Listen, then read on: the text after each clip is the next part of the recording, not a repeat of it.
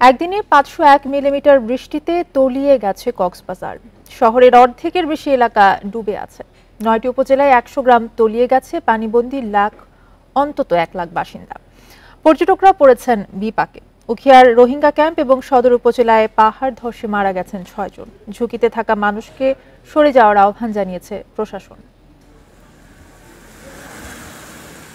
শুক্রবার বিকেল ৩টা পর্যন্ত ২৪ ঘন্টায় কক্সবাজারে 501 মিলিমিটার বৃষ্টিপাত রেকর্ড হয়, যা চলতি মৌসুমে জেলায় সর্বোচ্চ। এমন বৃষ্টিতে তলিয়েছে কক্সবাজার শহরের 7 ভাগ এলাকা। বেশিরভাগ জায়গায় 2 থেকে 3 ফুট পানি। তলিয়ে গেছে শহর এলাকার অনেক ব্যবসা প্রতিষ্ঠানও। এছাড়া 9 উপজেলায় অন্তত 100 গ্রাম ডুবে গেছে। বন্দী অবস্থায় পড়েছেন অন্তত 1 লাখ মানুষ।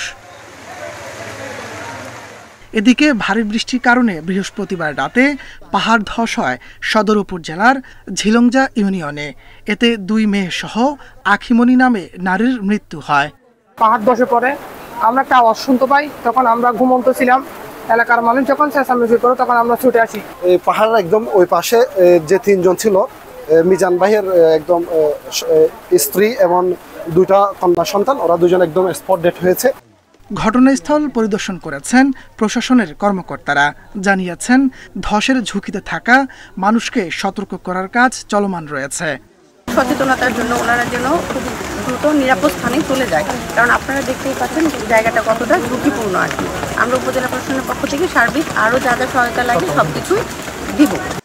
এদিকে পাহাড় ধসে উখিয়ার রোহিঙ্গা ক্যাম্পে মৃত্যু হয়েছে আব্দুর রহিম, আব্দুল হাফেজ ও আব্দুল ওয়াহেদ নামে 3 ভাইয়ের।